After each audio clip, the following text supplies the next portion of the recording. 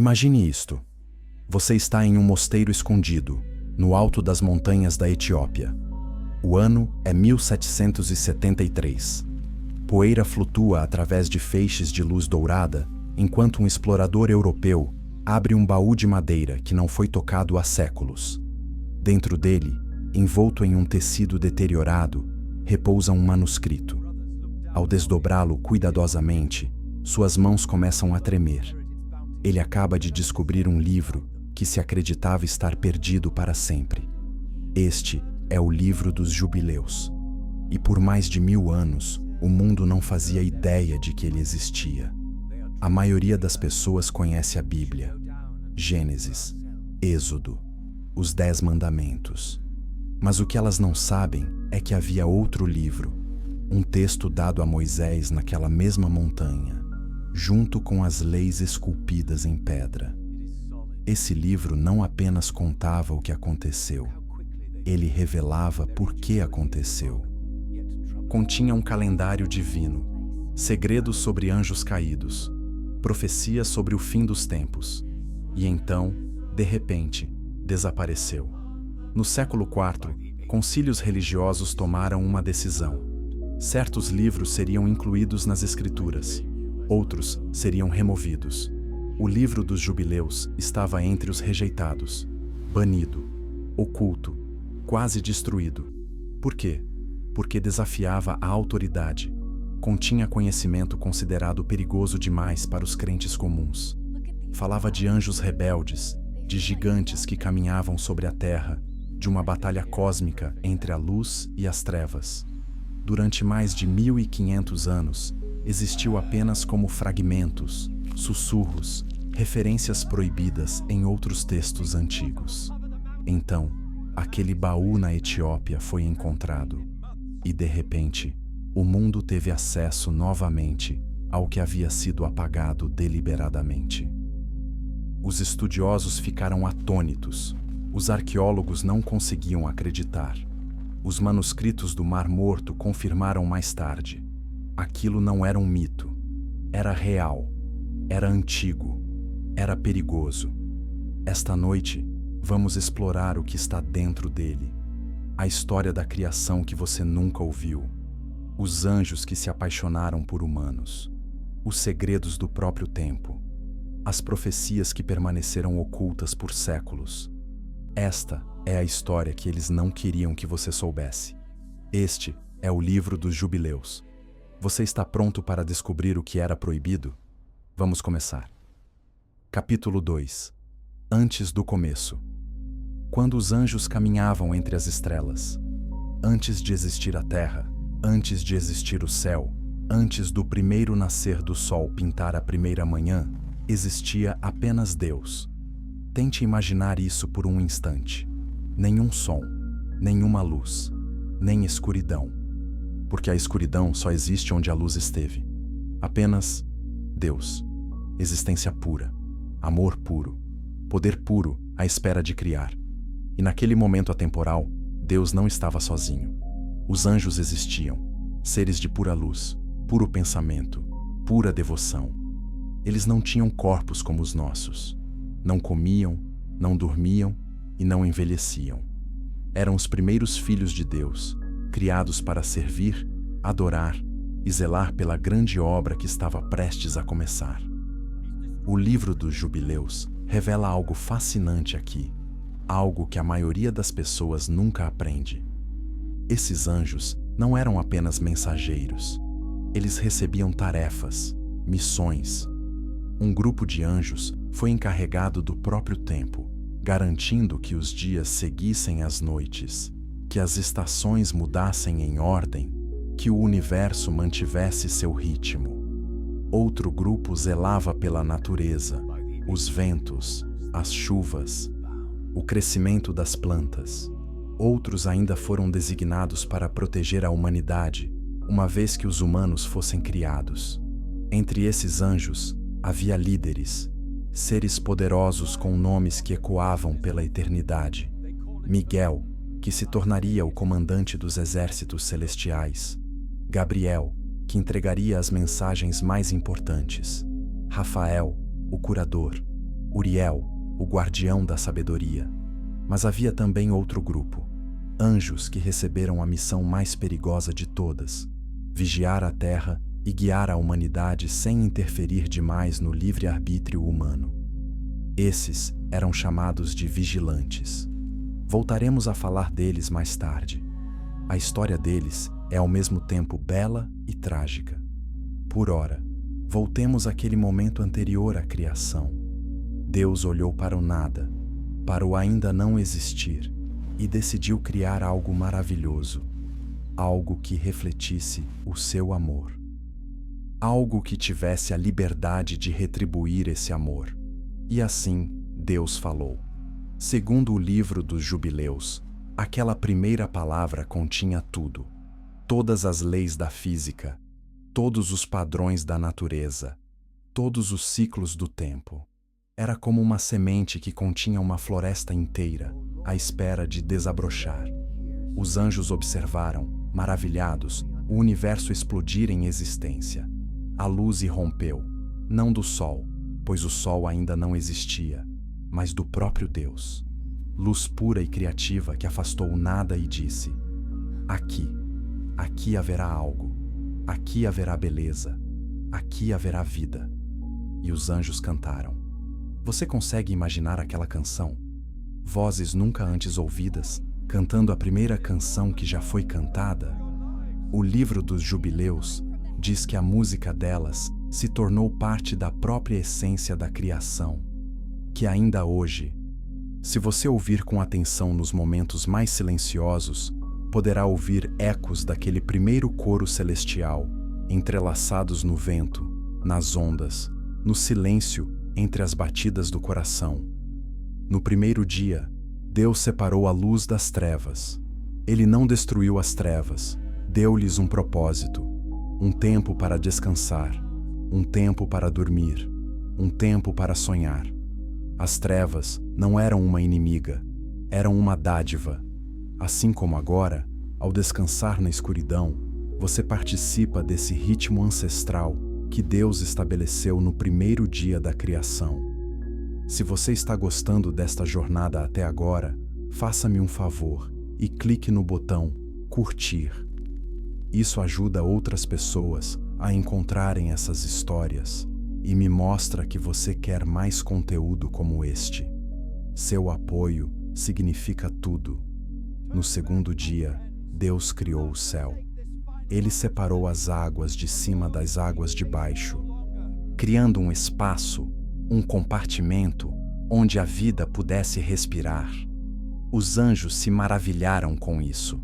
Eles não precisavam de ar, mas entenderam que Deus estava preparando algo especial. Algo que seria mais frágil do que eles, mais limitado do que eles, mas de alguma forma mais precioso. No terceiro dia, surgiu terra seca. Montanhas emergiram dos mares. Vales se formaram. E então, por ordem de Deus, a terra começou a se criar. A grama brotou do solo. Árvores se estenderam em direção ao novo céu.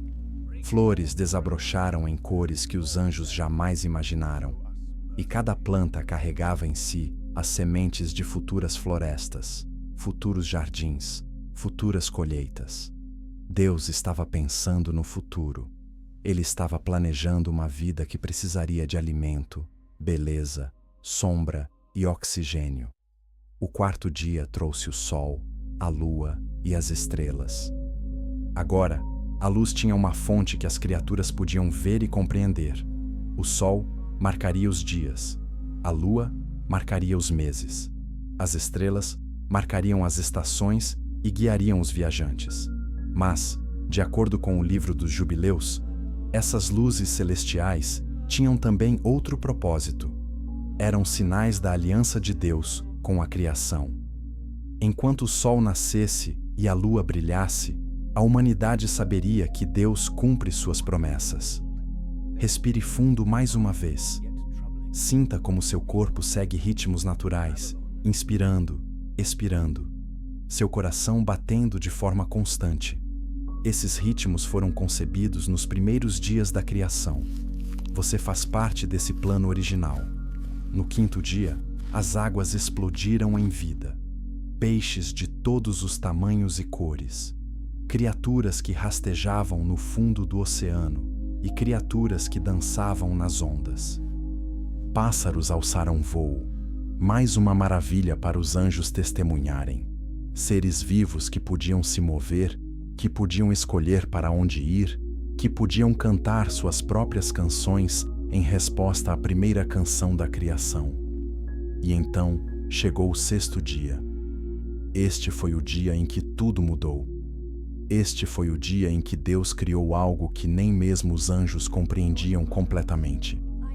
Deus estendeu a mão até o pó da terra, a mesma terra que ele havia formado apenas alguns dias antes, e a moldou, cuidadosamente, com amor, em uma forma que lembrava um pouco os anjos, mas feita de carne, osso e sangue. Feita para ser temporária, frágil, dependente de alimento, água e ar. Os anjos observavam, confusos. Por que Deus criaria algo tão frágil, tão limitado? E então, Deus fez algo que nunca havia feito antes. Ele soprou seu próprio fôlego na poeira. E a poeira ganhou vida. Não apenas vida como os peixes e os pássaros, mas vida de uma nova maneira. Consciente, plena, capaz de pensar, sonhar, maravilhar-se e escolher. Este era Adão, o primeiro ser humano, feito da terra, mas carregando em si o próprio sopro de Deus. O livro dos Jubileus diz que os anjos silenciaram naquele instante. Compreenderam subitamente que estavam testemunhando algo sagrado, algo que não podia ser explicado pelo poder nem pela sabedoria. Deus havia colocado uma parte de si mesmo naquela criatura frágil, e isso significava que aquele ser humano, aquele Adão, era terrivelmente frágil e incrivelmente precioso ao mesmo tempo. Deus colocou Adão em um jardim, um lugar perfeito chamado Éden, onde cada árvore era bela, cada fruto era delicioso, cada momento era de paz. E então, Deus criou Eva, uma companheira para Adão, para que ele não ficasse sozinho, para que pudessem amar um ao outro da maneira como Deus os amava. E no sétimo dia, Deus descansou. Não porque ele estivesse cansado, Deus não se cansa, mas porque ele queria estabelecer um padrão. 6 dias de trabalho, um dia de descanso, um ritmo para toda a criação seguir. Um lembrete de que a vida não se resume apenas à produtividade e às conquistas. Trata-se também de parar, respirar, lembrar quem nos criou e por quê. Os anjos receberam seus postos permanentes. A maioria deles se alegrava com seus papéis. Eles viam a humanidade como filhos amados de Deus e se sentiam honrados em servi-la e protegê-la. Mas alguns anjos olhavam para os humanos de forma diferente. Eles viram como Deus amava essas criaturas frágeis mais do que parecia amá-las, as poderosas, as imortais. Viram como Deus deu aos humanos algo que os anjos não tinham: a liberdade de escolher verdadeiramente, de amar verdadeiramente, porque os humanos também podiam escolher rejeitar a Deus. E em alguns desses anjos, algo sombrio começou a crescer: ciúme, orgulho, um desejo de serem adorados. Esses anjos começaram a se perguntar: e se não nos limitássemos a observar os humanos? E se os influenciássemos, os ensinássemos, ou até mesmo nos tornássemos como eles? Esse pensamento, essa tentação, levaria a uma das maiores catástrofes da história da criação. Mas estamos nos precipitando. Por ora, nesses primeiros dias, tudo era perfeito. Adão e Eva caminhavam com Deus na brisa da tarde. Os anjos cantavam seus hinos de louvor. A terra produzia em abundância, e o tempo iniciava sua marcha eterna, medida pelo nascer e pôr do sol. Guiada pelos anjos que Deus havia designado para zelar por ele, o que aconteceu a seguir colocaria tudo à prova. Colocaria à prova o amor, a obediência, e a própria natureza do livre-arbítrio.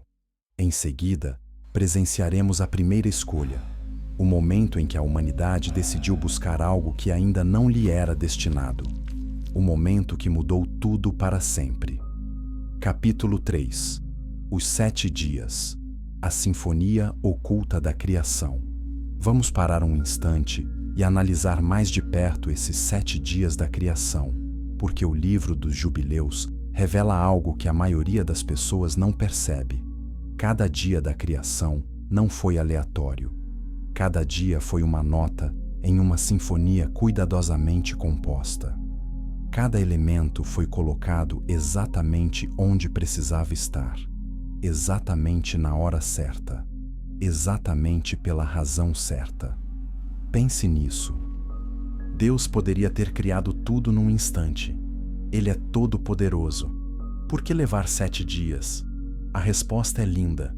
Deus estava ensinando a humanidade a construir algo significativo, um passo de cada vez, com pausas incorporadas ao processo. Vamos percorrer cada dia novamente, mas desta vez vamos observar o padrão, o ritmo, a genialidade do projeto. Primeiro dia, luz. Não apenas a luz física, mas o próprio conceito de luz. A ideia de que as coisas podem ser reveladas, compreendidas, esclarecidas. Antes de construir qualquer coisa, é preciso ser capaz de enxergá-la. Então, Deus começa com a visão, com a clareza, com a capacidade de distinguir entre luz e trevas, verdade e confusão. Segundo dia, espaço. Deus criou o céu, uma vasta área aberta entre as águas acima e as águas abaixo. Trata-se de limites, de criar espaço para que as coisas existam sem se esmagarem umas às outras. Trata-se de equilíbrio. Assim como na sua própria vida, você precisa de espaço. Espaço para respirar, espaço para pensar, espaço para ser você mesmo, sem se sentir sobrecarregado por tudo ao seu redor. Terceiro dia, fundamento e vida. Surge terra seca, algo sólido para se apoiar. E imediatamente, essa terra começa a produzir plantas. Isso é Deus dizendo: uma vez que você tenha solo firme sob seus pés, uma vez que você tenha um alicerce, o crescimento acontece naturalmente. Você não precisa forçar. Você só precisa criar as condições certas, e a vida surge por si só. Você ainda está confortável? Ajuste sua posição se precisar. Não há pressa. Temos a noite toda. Quarto dia, direção e tempo. O sol, a lua e as estrelas aparecem. Não são apenas luzes bonitas no céu. São ferramentas de navegação e medição. Ajudam você a saber onde está e que horas são. Em sua jornada espiritual, você precisa das mesmas coisas, marcos que o ajudam a se manter orientado, princípios que o ajudam a medir seu progresso. Deus criou esses pontos de referência nos céus para que nunca nos percamos completamente.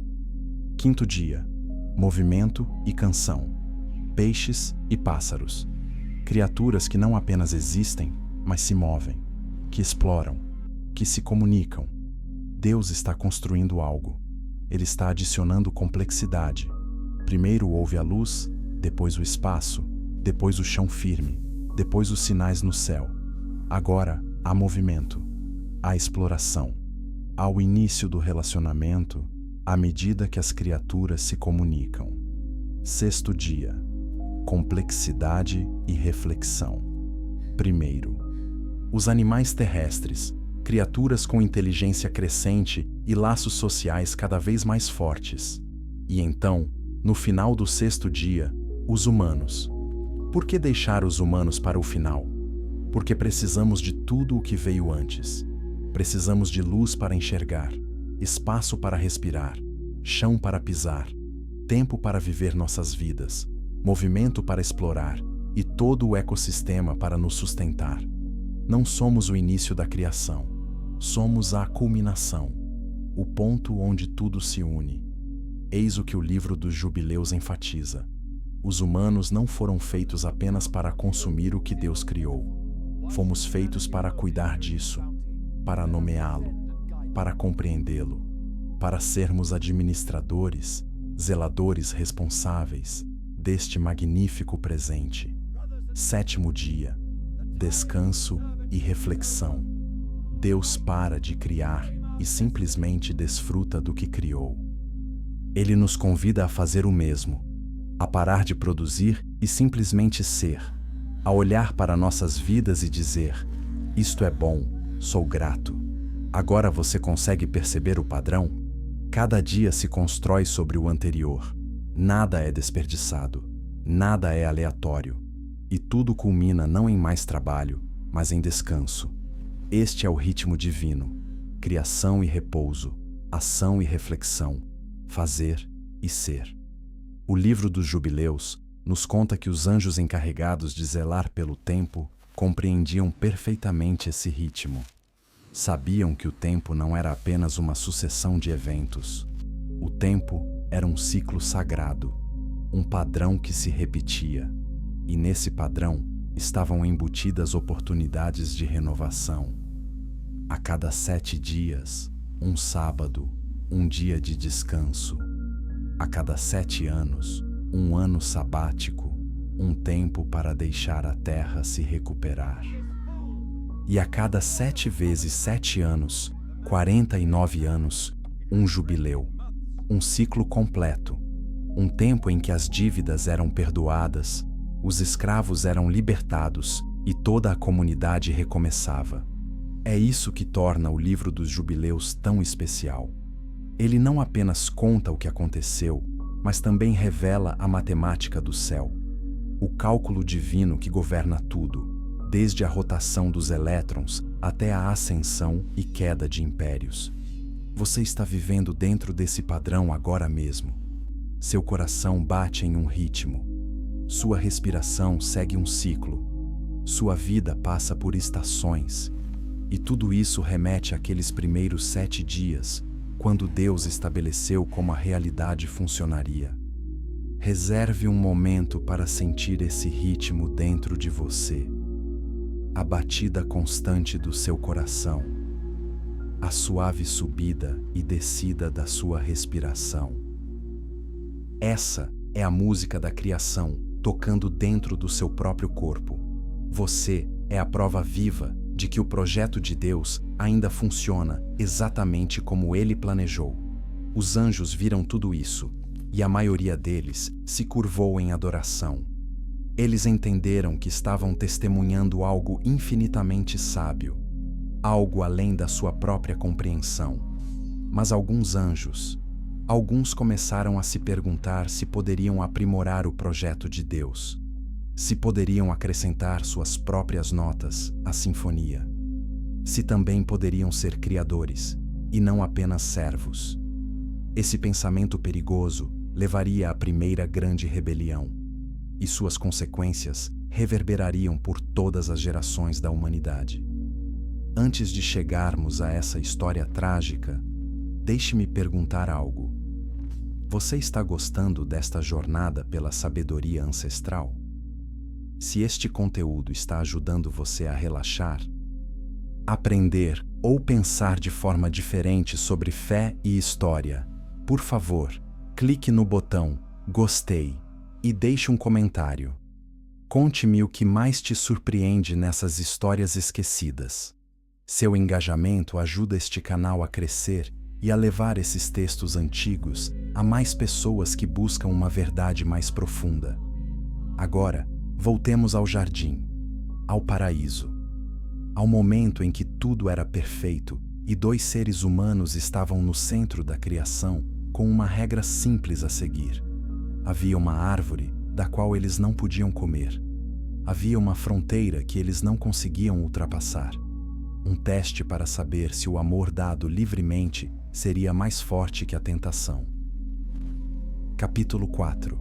Paraíso Perdido. A primeira escolha que mudou tudo. Imagine o Éden comigo por um instante. Temperatura perfeita, brisa suave, o som de um rio correndo tranquilamente pelo jardim. Todas as árvores frutíferas ao alcance, carregadas com as frutas mais doces que se possa imaginar, sem medo de predadores, sem necessidade de trancar as portas, sem ciúme, competição ou confusão. Adão e Eva caminhavam por esse paraíso em completa paz. Eles conversavam com Deus face a face todas as noites, quando o dia esfriava. Pense nisso, não orando para o vazio na esperança de que alguém ouvisse, mas caminhando ao lado de Deus, fazendo perguntas, ouvindo sua voz tão claramente quanto se ouve a voz do seu melhor amigo. Eles tinham trabalho a fazer, cuidar do jardim, dar nome aos animais, mas não era um trabalho estressante. Era um trabalho criativo e gratificante. O tipo de trabalho que faz você se sentir mais vivo, não menos. Eles estavam nus e não sentiam vergonha. Não porque houvesse algo de errado em ter corpos, mas porque eles se viam e viam a si mesmos e uns aos outros da maneira como Deus os via, como belos, amados e dignos. Em todo esse paraíso, havia apenas uma regra: não coma do fruto da árvore do conhecimento do bem e do mal. Apenas uma regra. De milhares de árvores, apenas uma era proibida. Agora, você deve estar se perguntando: por que colocar aquela árvore ali? Se Deus não queria que eles comessem dela, por que não? Simplesmente não a incluiu? É aqui que o livro dos Jubileus nos dá uma visão que Gênesis apenas insinua. Deus não os estava testando para ver se falhariam. Ele os estava honrando com uma escolha real. Porque amor sem escolha não é amor, é programação. Pense nisso na sua própria vida. Se alguém é gentil com você apenas porque não tem outra opção, isso significa alguma coisa? Mas se alguém escolhe te amar quando poderia facilmente ir embora, esse amor é precioso. Esse amor é verdadeiro. Deus queria amor verdadeiro da humanidade, o que significava que a humanidade precisava ter a capacidade de escolher algo diferente. A árvore não era uma armadilha, era uma dádiva. A dádiva de uma escolha significativa. Por um tempo, não sabemos quanto tempo, Adão e Eva fizeram a escolha certa todos os dias. Eles passaram por aquela árvore, apreciaram todas as outras árvores, viviam em perfeita harmonia com Deus, um com o outro e com toda a criação. Mas havia alguém observando-os que não queria que aquilo continuasse. O livro dos Jubileus o chama por diferentes nomes: a serpente, o enganador, Satanás. Mas antes de se tornar inimigo da humanidade, ele era um dos anjos mais belos do céu. Seu nome era Lúcifer, que significa portador da luz. E ele era o anjo da adoração, liderando todo o céu no louvor a Deus. Mas o orgulho o corrompeu. Ele começou a pensar que merecia a adoração em vez de Deus. E quando Deus criou os humanos e os amou tão profundamente, o orgulho de Lúcifer se transformou em fúria. Ele não podia ferir Deus diretamente. Então, decidiu ferir aquilo que Deus mais amava, a humanidade. Certo dia, enquanto Eva caminhava perto da árvore proibida, a serpente falou com ela. A Bíblia nos conta isso. Mas o livro dos Jubileus acrescenta um detalhe importante. Eva não teve medo da serpente, porque a morte ainda não existia. Nada jamais havia morrido. Ela não tinha noção de perigo ou engano. Sua inocência era completa. Deus realmente disse que não se pode comer de nenhuma árvore do jardim? Perguntou a serpente. Repare na estratégia. Ele não começou com uma mentira direta. Começou fazendo Eva questionar o que Deus havia dito, semeando dúvidas sobre se ela tinha ouvido corretamente. Não, respondeu Eva. Podemos comer de todas as árvores, exceto daquela que está no meio. Deus disse que se comermos daquela árvore, morreremos. Você não vai morrer, disse a serpente com suavidade. Deus sabe que, quando você comer do fruto, se tornará como ele, conhecendo o bem e o mal. Ele está escondendo algo bom de você. Essa é a essência de toda a tentação, não é? A sugestão de que Deus está escondendo algo de você, que Ele está lhe negando algo bom, que você estaria melhor se parasse de confiar nele e resolvesse as coisas por conta própria. Eva olhou para a árvore, olhou para ela de verdade, pela primeira vez, e de repente, ela não pareceu mais proibida. Pareceu atraente, desejável. Os frutos pareciam brilhar com a promessa de sabedoria, de poder, de se tornar mais do que era. Ela estendeu a mão, pegou a fruta, comeu. O livro dos Jubileus nos conta que, naquele instante, algo se rompeu na estrutura da criação.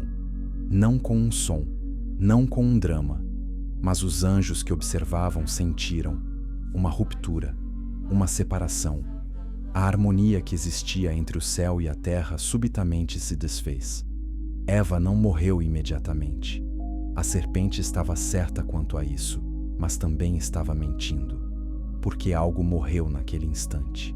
A inocência morreu, a confiança perfeita morreu, o relacionamento descomplicado com Deus morreu. Eva levou o fruto para Adão. Ele olhou para ele, olhou para ela. E aqui está algo que a maioria das pessoas não percebe. Adão não foi enganado da mesma forma que Eva. A Bíblia nos diz isso explicitamente. Ele sabia que aquilo era errado, mas escolheu comer mesmo assim, porque não suportava a ideia de ficar separado de Eva. De uma forma distorcida, foi um ato de amor.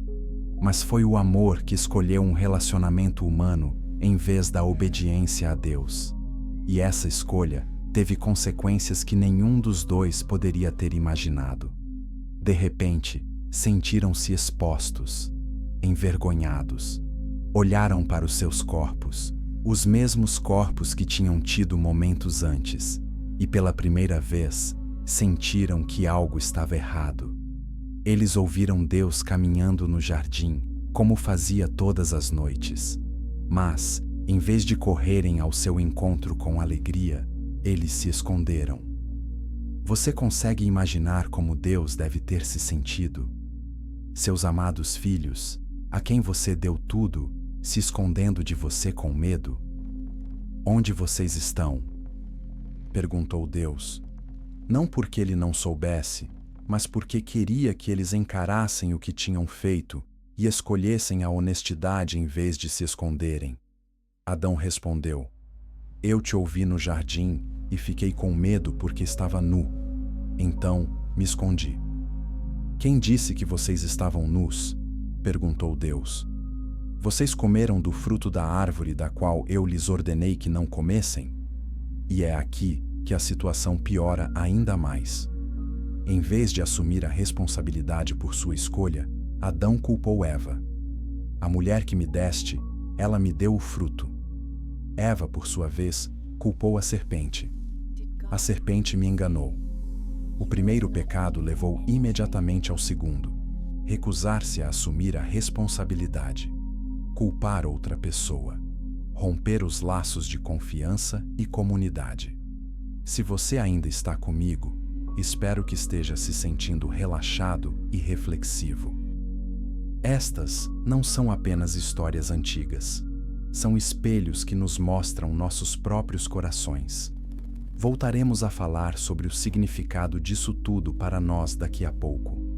Mas primeiro, precisamos ouvir o que aconteceu em seguida. Deus não os destruiu. Ele não os matou ali mesmo, embora tivesse justificativa para fazê-lo. Em vez disso, ele fez algo extraordinário. Ele fez roupas para eles com peles de animais. Pense no que isso significa. Um animal teve que morrer para encobrir sua vergonha. Essa foi a primeira morte na criação, o primeiro sangue derramado, e foi derramado para proteger a humanidade das consequências de suas próprias escolhas. O livro dos Jubileus diz que os anjos choraram ao verem isso. Eles entenderam algo que os humanos só compreenderiam plenamente milhares de anos depois: que o próprio Deus um dia providenciaria outra cobertura, outro sacrifício, seu próprio filho, morrendo para cobrir não apenas a vergonha de Adão e Eva, mas os pecados de todos os seres humanos que já viveram. Mas isso ainda está muito distante no futuro da nossa história. Por ora, Deus fez o que o amor às vezes precisa fazer. Ele estabeleceu limites. Haveria consequências. Dor no parto, dificuldade no trabalho, a morte, eventualmente. Não como punição em si, mas como resultados naturais de se desviar do plano original, de escolher a independência de Deus. E então, Deus os expulsou do Éden. Não porque ele tenha deixado de amá-los, mas porque havia outra árvore naquele jardim, a árvore da vida. E se eles comessem daquela árvore em seu estado decaído, viveriam para sempre em sofrimento, sem jamais poderem ser curados. Então, Deus colocou anjos com espadas flamejantes na entrada do Éden. O caminho de volta foi fechado, mas o livro dos Jubileus revela algo que a maioria das pessoas não percebe. Deus não fechou o caminho de volta por crueldade. Ele o fechou porque já estava planejando um caminho diferente para o futuro. Um caminho que envolveria redenção, restauração e o retorno ao paraíso, não por meio do esforço humano, mas pela graça divina. Adão e Eva saíram do jardim de mãos dadas, caminhando para um mundo que de repente se tornou muito mais difícil, muito mais assustador e muito mais incerto. Atrás deles, o jardim permanecia perfeito, intocado, à espera. À sua frente, estendia-se a longa, dolorosa e bela história da humanidade, aprendendo a encontrar o caminho de volta para Deus. E, observando-os partir, os anjos se perguntavam: será que esses humanos algum dia encontrarão o caminho de volta? Ou será este o fim do grande sonho de Deus para eles? A resposta se revelaria ao longo de milhares de anos, através de dilúvios e alianças, através de profetas e promessas, através de fracassos e novos começos. E, em meio a tudo isso, uma verdade permaneceria: Deus nunca deixou de amar as criaturas às quais ele havia dado a sua própria vida. A seguir, veremos o que aconteceu quando os próprios anjos caíram, quando os vigilantes que deveriam proteger a humanidade decidiram se juntar a eles, e quando essa escolha criou algo tão terrível que o próprio Deus teve que purificar a terra com água. Capítulo 5. Os vigilantes. Quando os guardiões do céu caíram. Chegamos agora a uma das partes mais controversas do livro dos Jubileus. Uma história tão estranha, tão perturbadora, que muitos líderes religiosos ao longo da história tentaram minimizá-la ou explicá-la de forma simplista. Mas está lá, nos textos antigos, em Jubileus, no livro de Enoque, e até mesmo mencionado em Gênesis, capítulo 6. Após Adão e Eva deixarem o Éden, a humanidade começou a se multiplicar. Seus filhos tiveram filhos. Gerações se espalharam pela terra. Algumas pessoas permaneceram fiéis a Deus, tentando viver retamente, apesar de estarem fora do paraíso. Outras se esqueceram completamente de Deus e criaram suas próprias regras. Os anjos que Deus designou para zelar pela humanidade, os vigilantes, viram tudo isso. Viram os humanos em sofrimento. Viram-nos tentando sobreviver em um mundo que agora era hostil. Viram-nos experimentando dor, perda, envelhecimento e morte. E alguns desses anjos começaram a sentir algo que nunca haviam sentido antes: desejo. O livro dos Jubileus descreve como certos vigilantes olharam para mulheres humanas e as acharam belas. Não se tratava da pura apreciação da arte que os anjos normalmente experimentavam. Era algo mais sombrio, mais possessivo. Era inveja da experiência humana, um desejo de possuir aquilo que lhes era destinado apenas a observar. O líder deles era um anjo chamado Semjasa. Ele reuniu 200 vigilantes e propôs algo que nunca havia sido feito antes. Vamos descer à terra, vamos assumir forma humana, vamos nos casar com essas mulheres e ter filhos com elas. Os outros observadores hesitaram. Sabiam que aquilo era proibido. Anjos e humanos não deviam se misturar. As fronteiras entre o céu e a terra existiam por um motivo.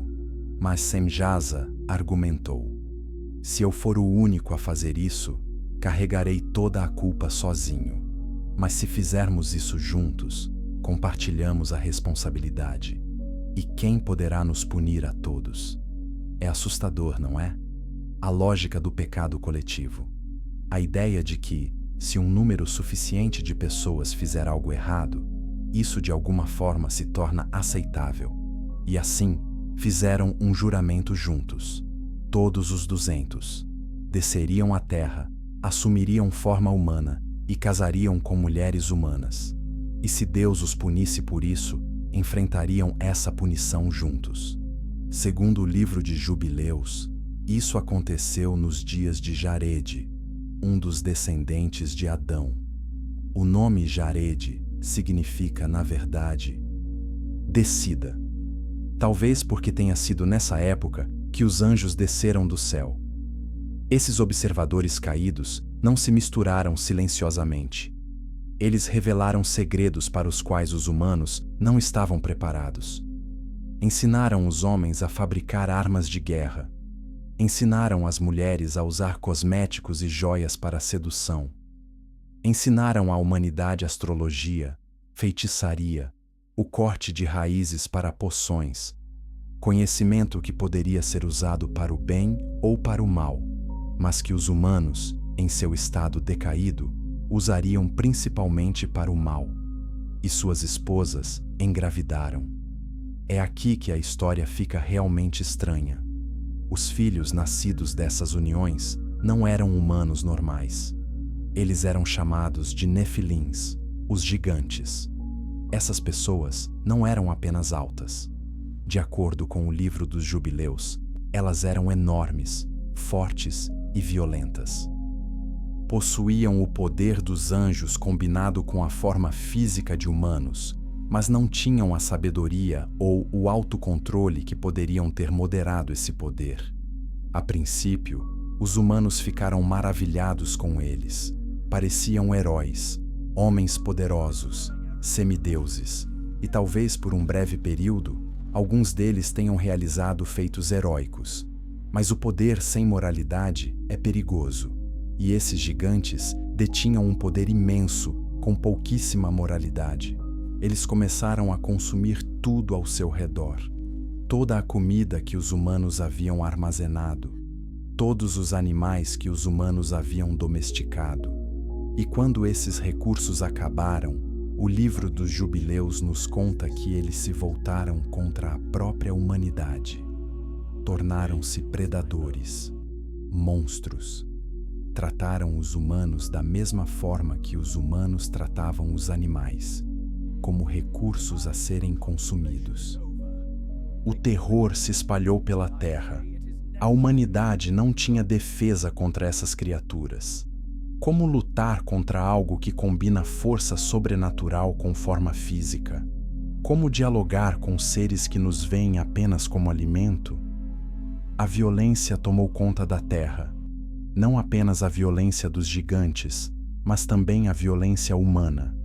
Porque uma vez que as fronteiras entre o céu e a terra foram rompidas, uma vez que a ordem natural foi perturbada, tudo desmoronou. Os humanos começaram a se matar, formando alianças perversas, criando sistemas de opressão e exploração que pioravam a cada geração. Deus olhou para o que sua bela criação havia se tornado, e seu coração se entristeceu. O livro dos Jubileus nos conta que Deus realizou um conselho no céu. Ele convocou os arcanjos, os anjos que permaneceram fiéis, e mostrou-lhes o que estava acontecendo na terra. Miguel, Gabriel, Rafael e Uriel compareceram perante Deus e testemunharam o caos.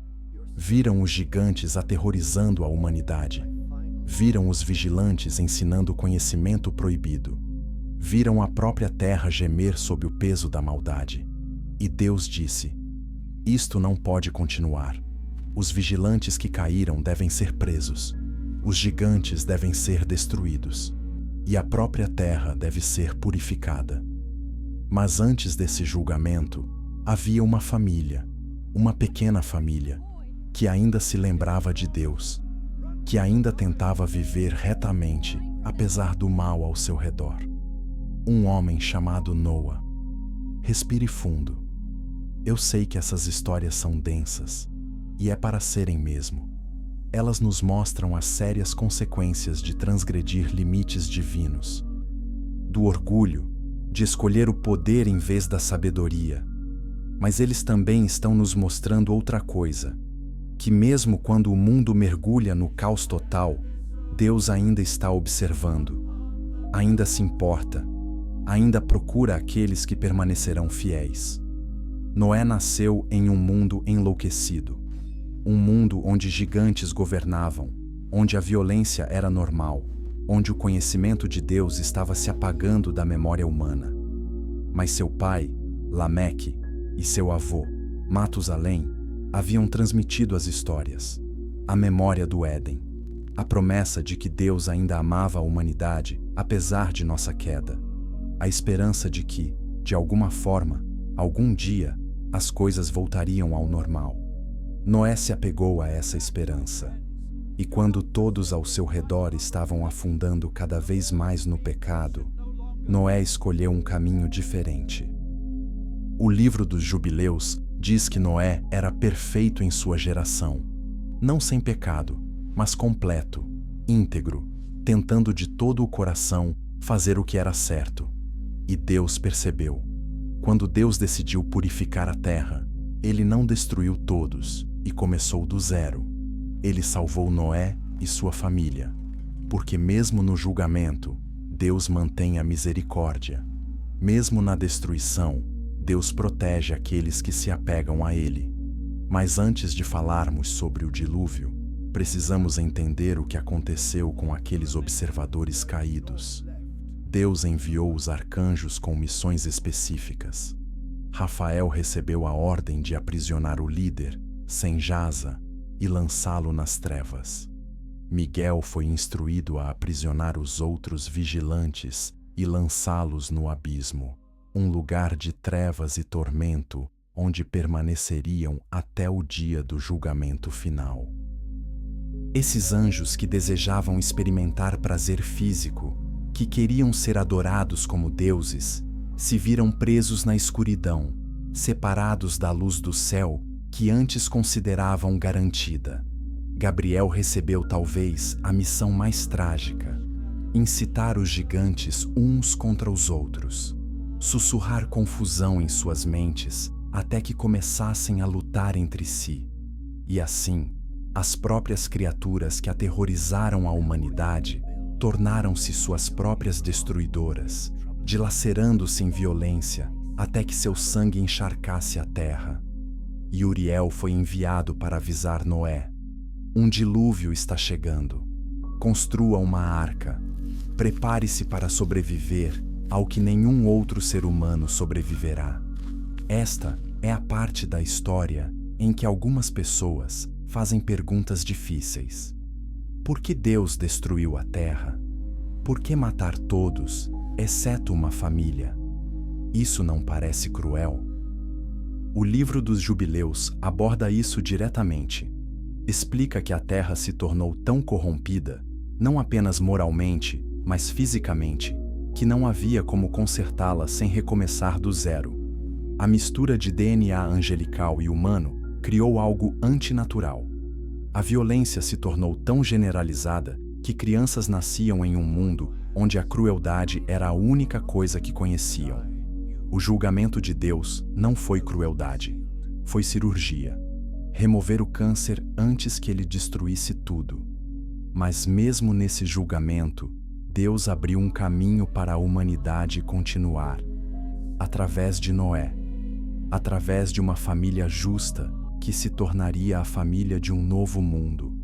Se você está achando essas histórias antigas fascinantes, considere compartilhar este vídeo com alguém que goste de se aprofundar nas escrituras e em textos antigos. E deixe um comentário me dizendo: você já conhecia os vigilantes antes de hoje? O que você acha dos anjos escolherem cair? Sua opinião é importante e eu leio todos os comentários. Agora, vamos até a arca. Vamos acompanhar Noé enquanto ele constrói algo impossível, confiando em uma promessa que parece loucura, enquanto o mundo inteiro zomba dele e a chuva começa a cair. Capítulo 6. Os gigantes e o dilúvio, julgamento e misericórdia. Noé estava em sua oficina, segurando um pedaço de madeira, olhando para os planos que Deus lhe havia dado. Uma arca, um barco enorme projetado para flutuar, não para navegar. 300 côvados de comprimento, cerca de 137 metros. 50 côvados de largura, 3 convéses de altura, com uma porta na lateral e uma janela perto do topo. Não fazia nenhum sentido lógico. Eles não estavam perto de nenhum oceano. Nunca tinha chovido, não como Deus estava descrevendo. Água caindo do céu em quantidades suficientes para inundar toda a terra? Impossível.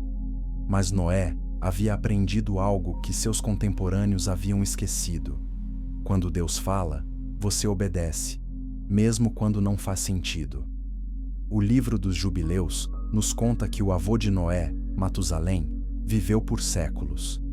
Tempo suficiente para transmitir as histórias do Éden, da relação direta de Deus com os primeiros humanos. Tempo suficiente para se lembrar de quando a retidão era a norma e não a exceção. Antes de morrer, Matusalém abençoou Noé e disse: "O mundo será purificado, mas você será salvo. Confie no Senhor de todo o seu coração, e Ele o guiará através das águas." Então, Noé começou a construir. Todas as manhãs, ele e seus filhos, Sem, Cam e Jafé, trabalhavam na arca, cortavam madeira, selavam as juntas com betume, construíam a estrutura interna que abrigaria milhares de animais. E todas as manhãs, as pessoas se reuniam para zombar deles. Noé está construindo um barco, no deserto, porque ele acha que vai chover. Você já ouviu algo tão estúpido? Eles não apenas zombaram, eles ameaçaram, eles vandalizaram a obra, tentaram colocar a própria família de Noé contra ele. "Seu pai é louco", disseram aos filhos dele. "Vocês estão desperdiçando suas vidas construindo este monumento à ilusão." Mas Noé continuou construindo. O livro dos Jubileus nos conta que isso continuou por anos, décadas até. Consegue imaginar? Dia após dia de zombaria. Dia após dia, olhando para o céu sem nuvens e se perguntando se você tinha ouvido Deus corretamente. Dia após dia com a dúvida se insinuando: e se eu estiver errado? E se eu estiver levando minha família à humilhação? Mas Noé tinha algo que seus zombadores não tinham. Ele tinha fé.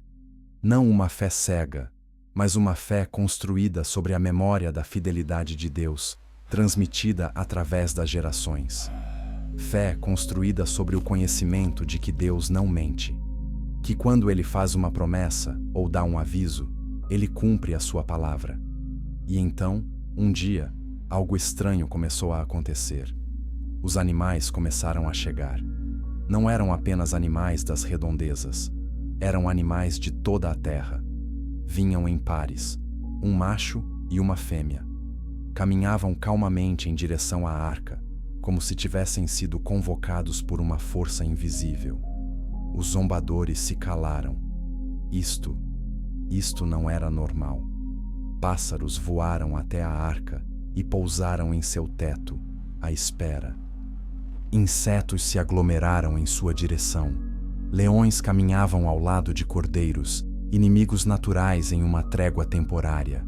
Elefantes e ratos, águias e serpentes, todos atraídos por algo além da compreensão humana. Deus os havia chamado, e eles obedeceram. Noé abriu a porta da arca e eles entraram. No primeiro convés, no segundo convés, no terceiro convés. Em compartimentos que Noé havia construído sem saber para que seriam necessários. Tudo se encaixava, tudo tinha seu lugar. Quando o último animal entrou na arca, Deus falou com Noé: entre na arca, você e toda a sua família. Daqui a 7 dias, enviarei chuva sobre a terra durante 40 dias e 40 noites. Noé, sua esposa, seus 3 filhos e as esposas de seus filhos entraram na arca. 8 pessoas. Dos milhões que vivem na terra, apenas 8 sobreviveriam ao que estava por vir. E então, o próprio Deus fechou a porta. As pessoas lá fora riram nervosamente. A qualquer minuto, Noé sairia, envergonhado. Tudo aquilo seria revelado como um enorme erro de cálculo.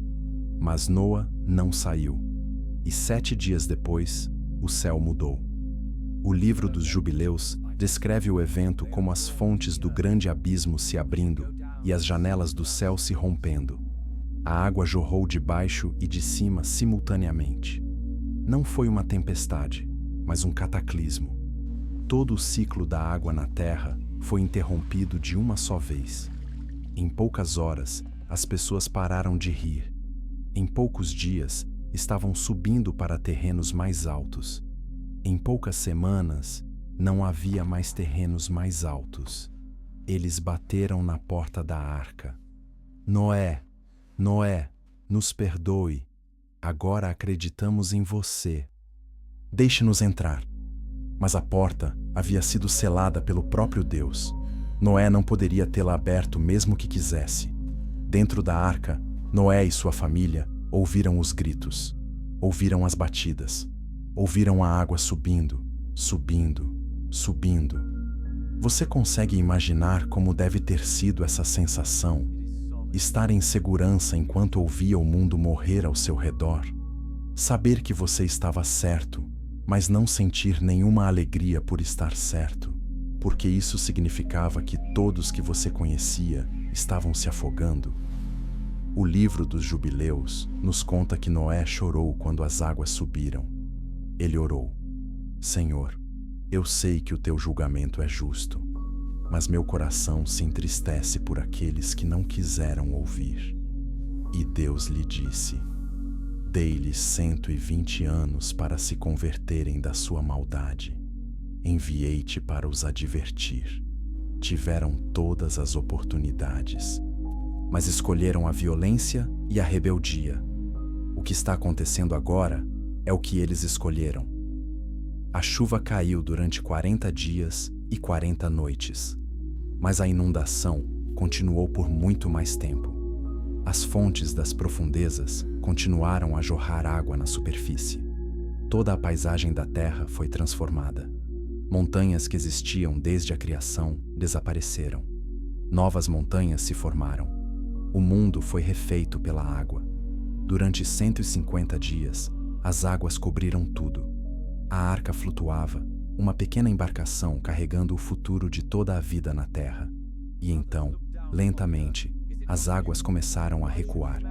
Deus enviou um vento, a mesma palavra em hebraico que significa espírito ou sopro.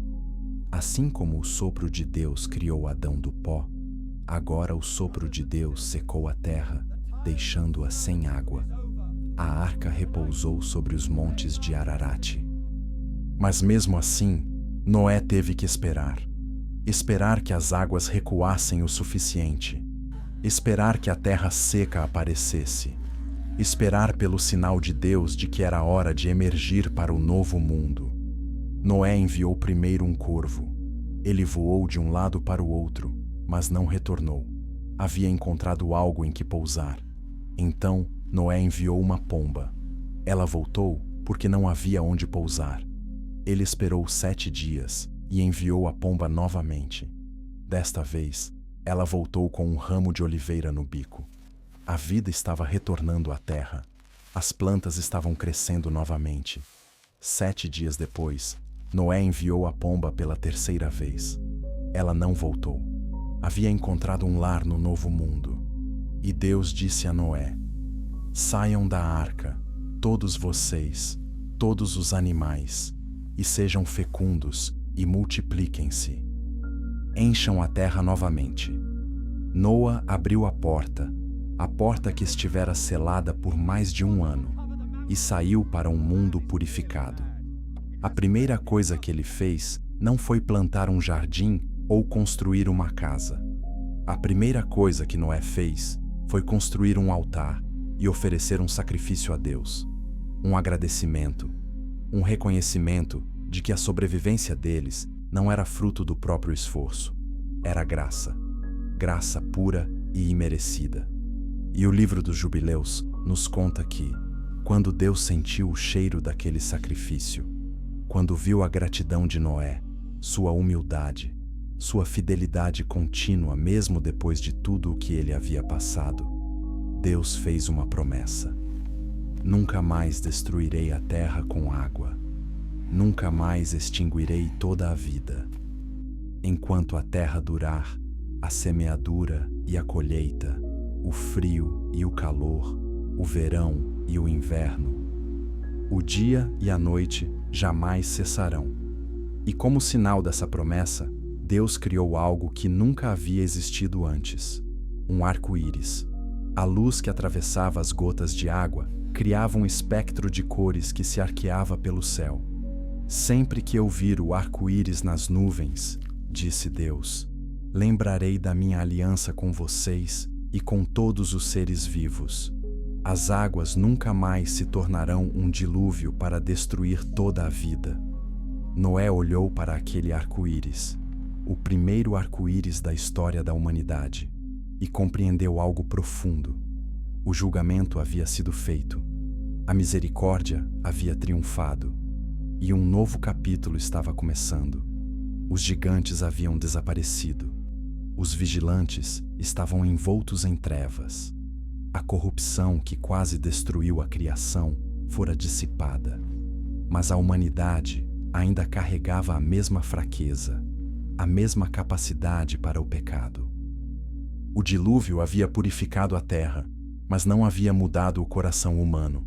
Isso exigiria algo mais, algo que ainda está por vir, um tipo diferente de sacrifício, um tipo diferente de salvação.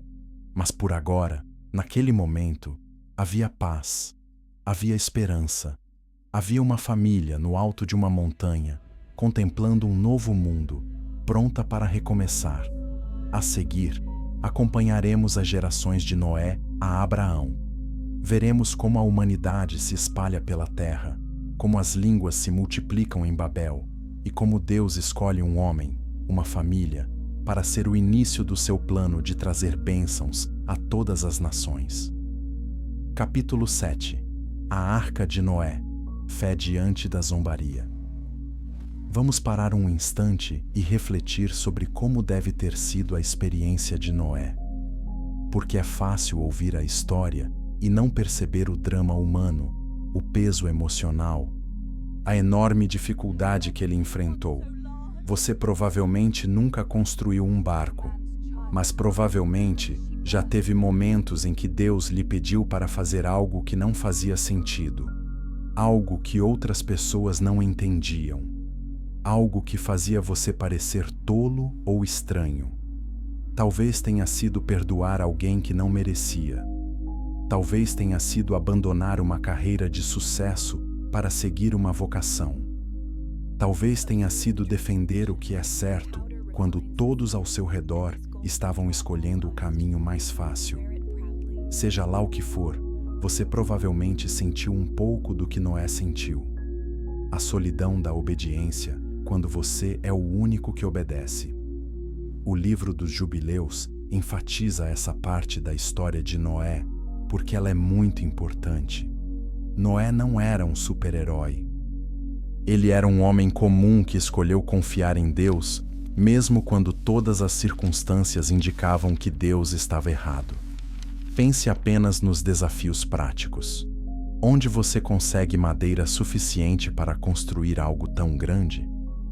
Como você resolve os problemas de engenharia sem ferramentas ou conhecimentos modernos? Como você continua trabalhando quando suas costas doem, suas mãos estão cheias de bolhas, você está exausto e desanimado? E os desafios emocionais eram ainda piores. Todos os dias, ele enfrentava o ridículo. Pessoas que ele conhecia a vida toda se voltaram contra ele.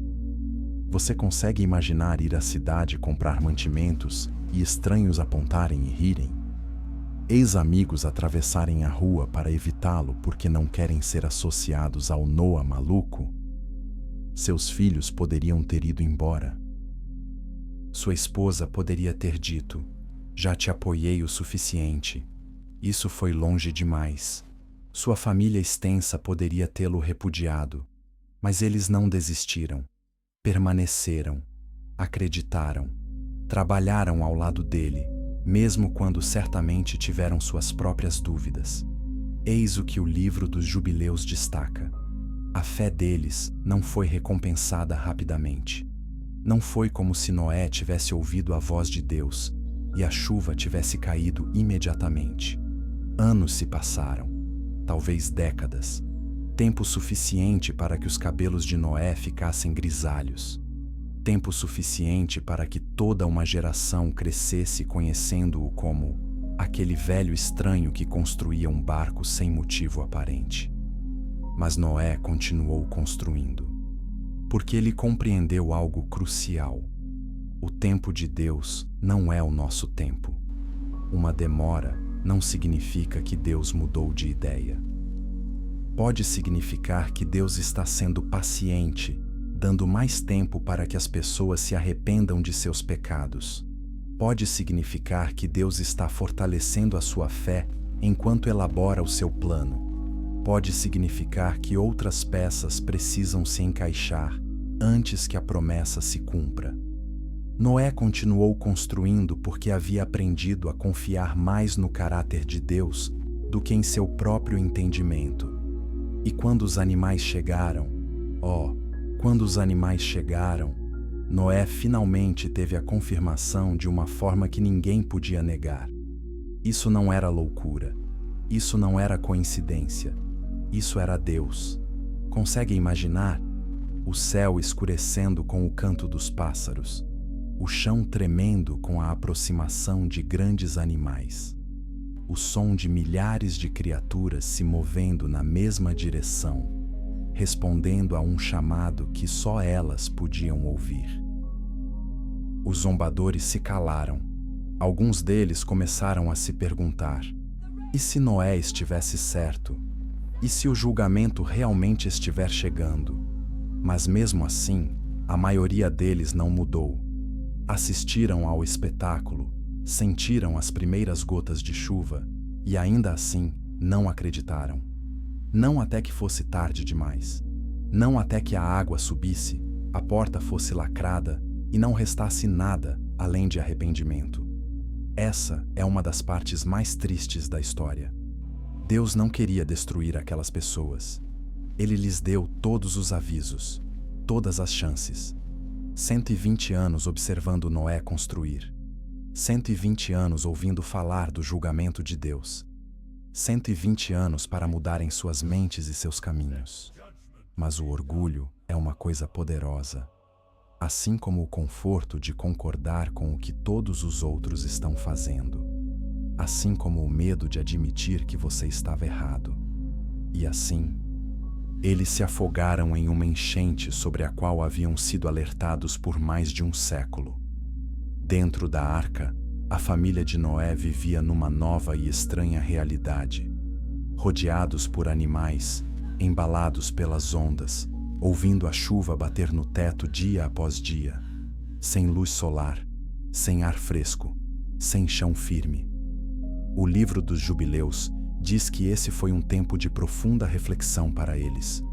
Não tinham nada a fazer a não ser cuidar dos animais, orar e pensar sobre o que havia acontecido, sobre o quão perto estiveram de ignorar a Deus como todos os outros, sobre como a salvação deles era puramente pela graça de Deus e não pela própria justiça.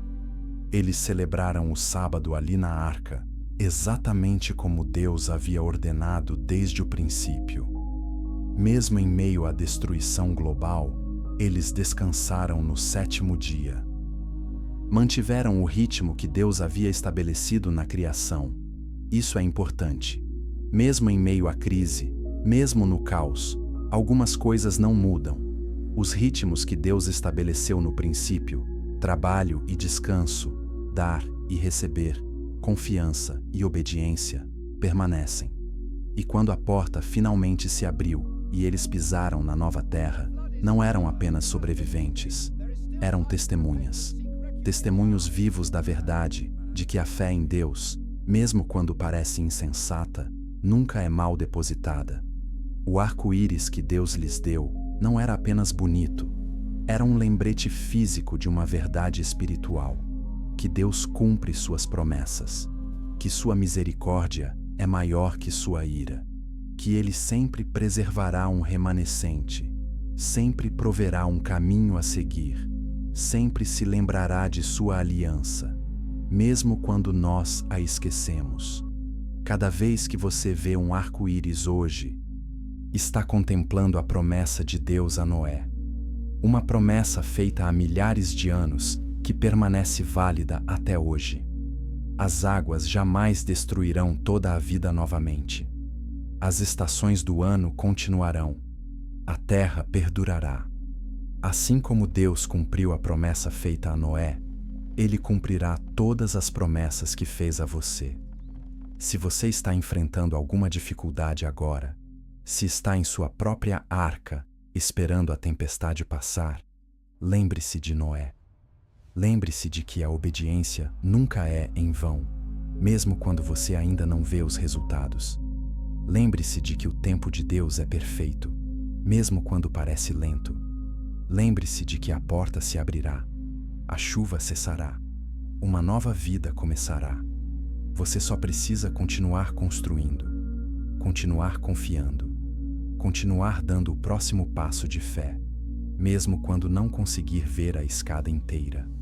A seguir, veremos a humanidade se espalhar daquela arca por toda a terra. Veremos como diferentes nações se formaram, como surgiram as línguas e como Deus escolheu um homem de uma cidade para se tornar o pai da fé para todas as pessoas que um dia creriam nele. Capítulo 8. A jornada de Abraão, dos ídolos à aliança. Agora, avançamos na nossa história. Gerações se passaram desde Noé.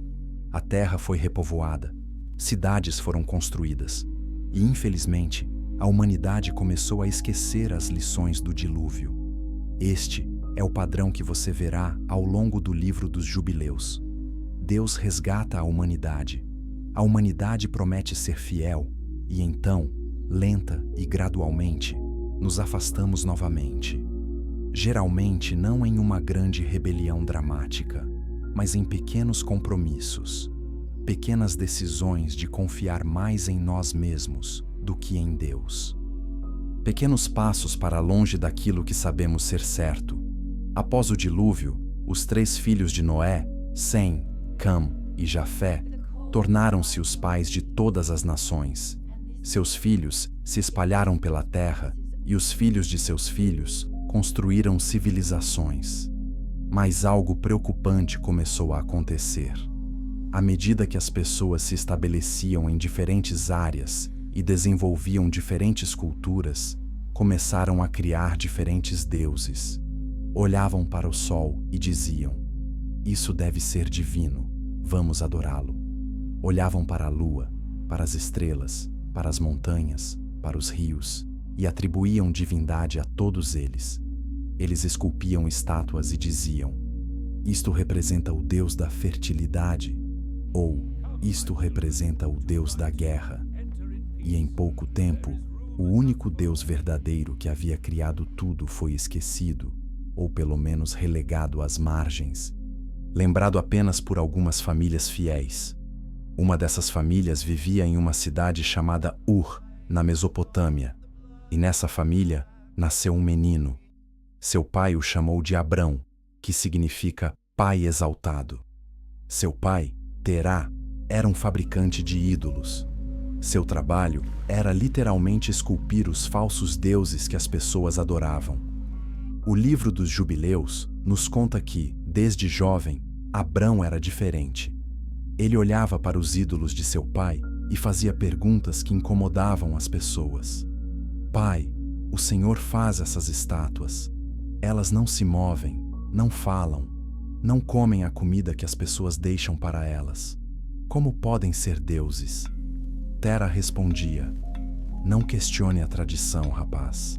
É assim que as coisas são feitas. Mas Abrão não conseguia parar de questionar. Ele olhou para o mundo ao seu redor e soube que tinha que haver um Criador. Uma fonte para tudo.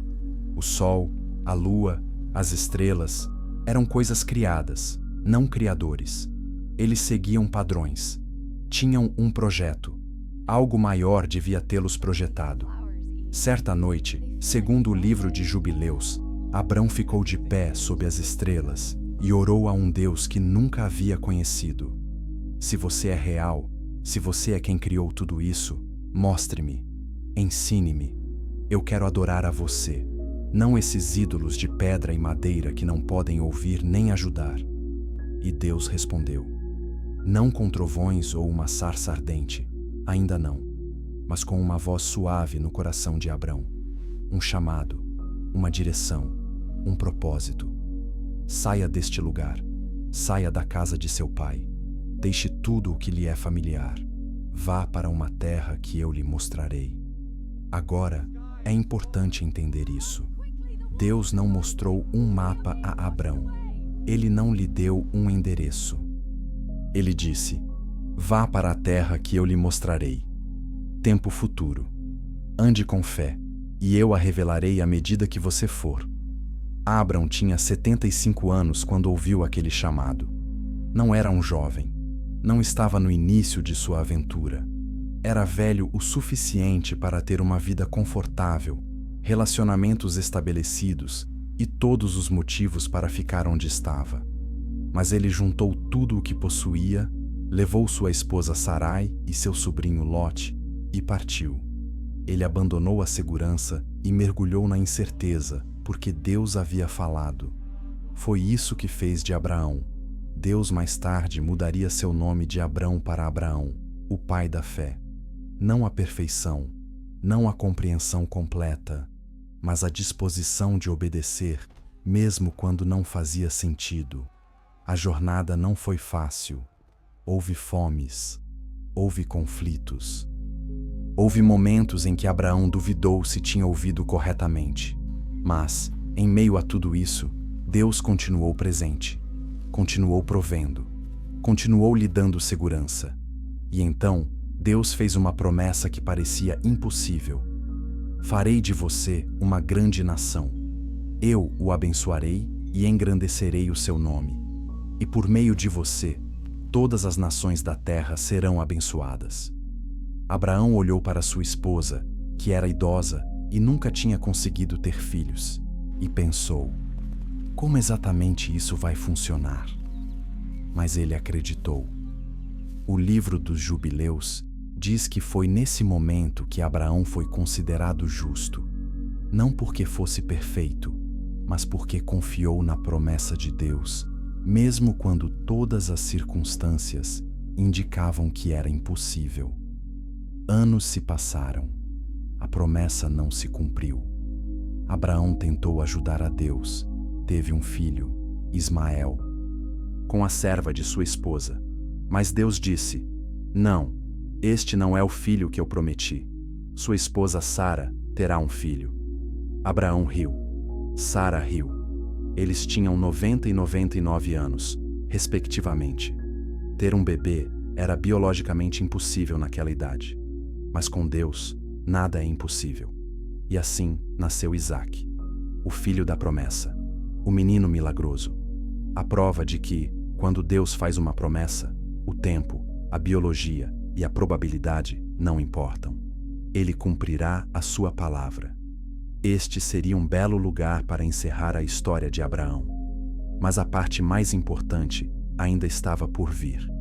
Quando Isaque era jovem, Deus deu a Abraão a ordem mais difícil que ele jamais receberia. Tome seu filho, seu único filho, Isaque, a quem você ama, e ofereça-o em sacrifício. Você consegue imaginar?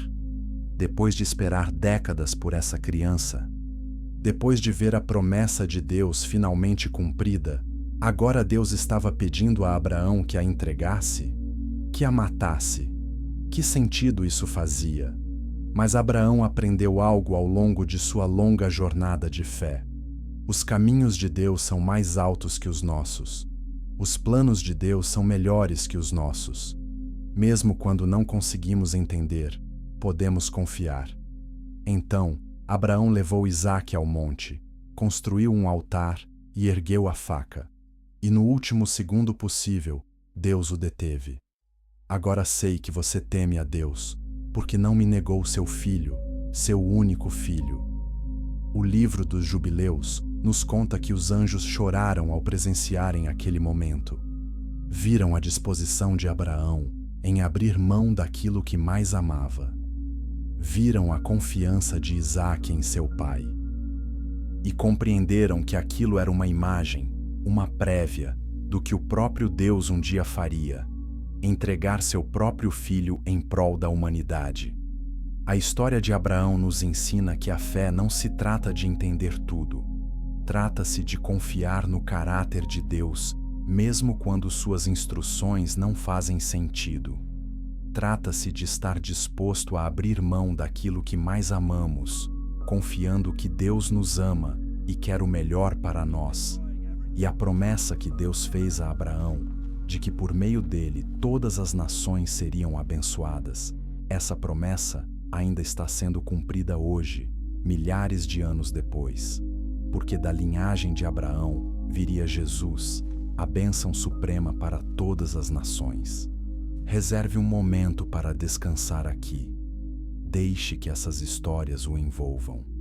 Você não precisa memorizar cada detalhe. Você não precisa entender tudo. Apenas deixe a verdade penetrar em seu coração. Deus é fiel. Deus cumpre suas promessas. E Ele está procurando pessoas que confiem nele mesmo quando o caminho à frente parecer incerto. Se você está gostando desta análise profunda das Escrituras Antigas, inscreva-se no canal e ative as notificações. Cada inscrição ajuda o canal a crescer e a levar essas histórias poderosas e esquecidas a mais pessoas que buscam a verdade e a paz. Agora, vamos avançar novamente para o momento que conecta todas essas histórias. Quando Moisés subiu uma montanha, encontrou-se com Deus e recebeu não apenas leis, mas toda a história que vocês ouviram esta noite. Capítulo 9. Moisés e a verdade ardente. O segredo do Monte Sinai. Finalmente chegamos ao momento com que começamos. Moisés, de pé no Monte Sinai, rodeado de fogo e nuvens, recebendo os 10 mandamentos. Mas o livro dos Jubileus nos conta que ele recebeu muito mais do que isso. Enquanto ele estava na montanha por 40 dias e 40 noites, um anjo lhe apareceu.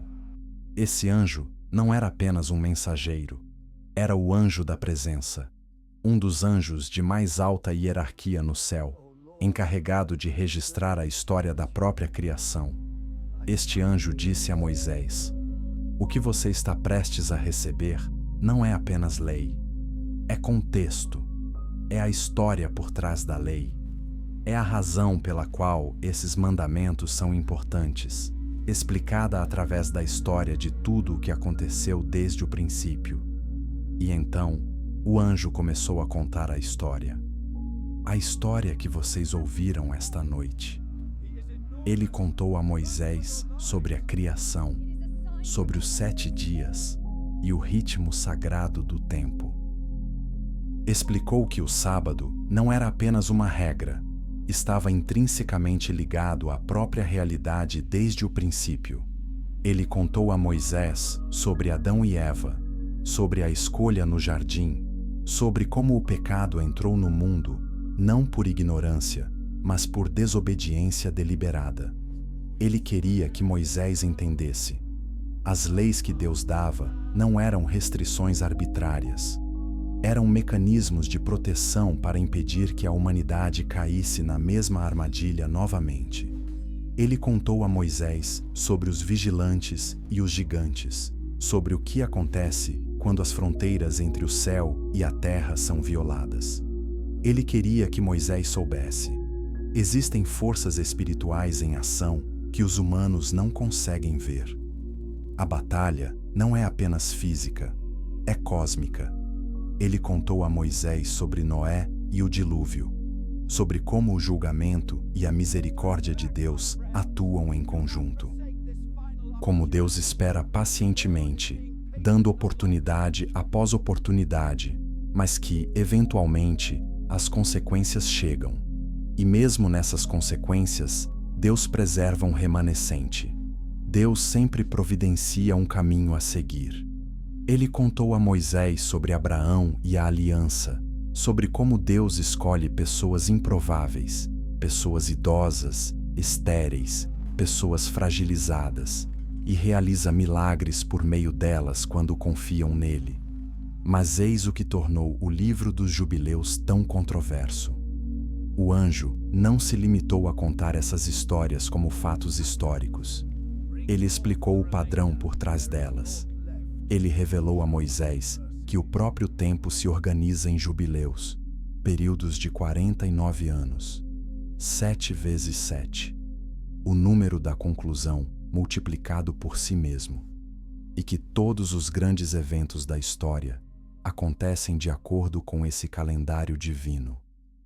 O anjo mostrou a Moisés que a criação não foi aleatória. A queda não foi uma surpresa.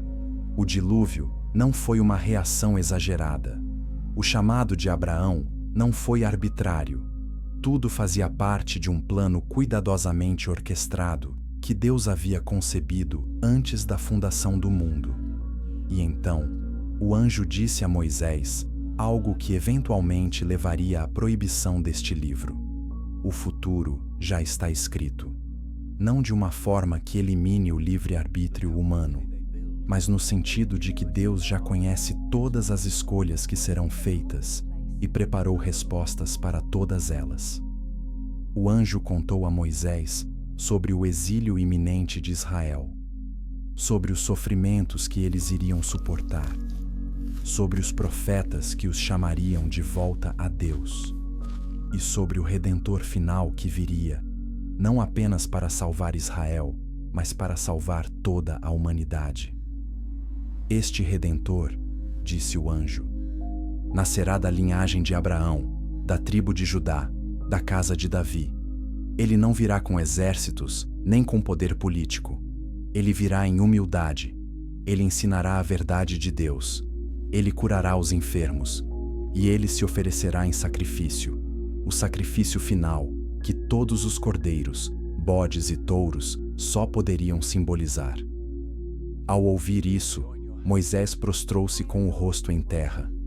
Ele compreendeu que estava ouvindo falar de algo muito maior do que a libertação de Israel do Egito. Estava ouvindo falar da libertação de toda a humanidade do próprio pecado. Mas quando isso acontecerá? Perguntou Moisés. E o anjo respondeu: não durante a sua vida, nem durante a vida dos seus filhos. Muitas gerações passarão, muitos jubileus se sucederão, mas a promessa é certa. Assim como o dilúvio veio exatamente quando Deus disse que viria, assim como Isaque nasceu exatamente quando Deus disse que nasceria, este Redentor virá exatamente quando Deus o designou. Então, o anjo disse a Moisés para escrever tudo isso. Cada história, cada data, cada padrão, para que as gerações futuras entendessem que não estavam vivendo no caos. Estavam vivendo em uma história, a história de Deus, e seu papel era confiar no autor. Mas, advertiu o anjo, nem todos aceitarão o que você escreve. Alguns dirão que é específico demais, detalhado demais, presunçoso demais afirmar que conhecemos os planos de Deus. Alguns temerão o poder que esse conhecimento dá às pessoas comuns, o poder de ver que Deus não precisa de sacerdotes, templos ou instituições para se conectar com Ele, que Ele pode falar diretamente com qualquer pessoa que tenha ouvidos para ouvir. Moisés registrou tudo. Ele esculpiu os 10 mandamentos em tábuas de pedra, mas também escreveu o livro dos jubileus em rolos. A tábua de pedra era pública, para que todos pudessem ver e saber. Os rolos eram sagrados, para aqueles que estavam prontos para compreender. Quando Moisés desceu da montanha, seu rosto brilhava, não metaforicamente, brilhava literalmente, refletindo a glória de Deus, em cuja presença estivera por 40 dias. O povo estava aterrorizado. Nunca tinham visto nada igual. Moisés teve que usar um véu para que pudessem olhá-lo sem ficarem apavorados. Mas por baixo daquele véu, Moisés havia mudado. Ele tinha visto o padrão. Ele compreendia a cronologia. Ele sabia que tudo, absolutamente tudo, fazia parte do plano mestre de Deus. E isso lhe deu uma paz e uma confiança que o sustentariam pelos 40 anos seguintes, liderando um povo difícil, queixoso e rebelde pelo deserto, porque ele sabia que o destino era certo, a promessa era segura, e nada, nem o exército do faraó, nem os desafios do deserto, nem mesmo a infidelidade do povo, poderia impedir o que Deus havia posto em movimento. O livro dos jubileus foi um tesouro para os fiéis durante séculos. Era lido juntamente com Gênesis e Êxodo, ajudando as pessoas a compreenderem os significados mais profundos por trás das histórias que conheciam. Mas então, algo aconteceu. As autoridades religiosas começaram a se sentir ameaçadas. Porque se o cronograma já estava definido, se o padrão já estava estabelecido, se Deus já havia preparado respostas para cada fracasso humano, então, qual era o papel do poder religioso humano? E assim, lentamente, o livro dos jubileus foi marginalizado. Declarado apócrifo, ou seja, não fazendo parte do cânone oficial, removido da maioria das Bíblias, perdido para grande parte do mundo, mas ela nunca se perdeu de verdade. Na Etiópia, a Igreja Ortodoxa a preservou como escritura sagrada. Monges a copiaram à mão, geração após geração, protegendo-a daqueles que queriam que fosse esquecida. E no século XX, quando os manuscritos do Mar Morto foram descobertos, fragmentos dos jubileus foram encontrados entre eles, provando que as primeiras comunidades judaicas o consideravam sagrado, provando que não era uma invenção medieval ou um texto marginal, mas um livro antigo e venerado que havia sido deliberadamente suprimido. Então, por que foi suprimido? É sobre isso que precisamos falar a seguir. Capítulo 10. O livro proibido. Por que tentaram esconder para que fique bem claro? O livro dos jubileus não contradiz a Bíblia. Pelo contrário, a expande. Ele fornece contexto, detalhes e cronologia que o Gênesis nos apresenta de forma geral. Mas essa expansão era perigosa para certas pessoas. Eis o porquê. Primeiro, isso tornou Deus acessível demais. Ao longo da história, as instituições religiosas muitas vezes atuaram como intermediárias entre Deus e as pessoas comuns.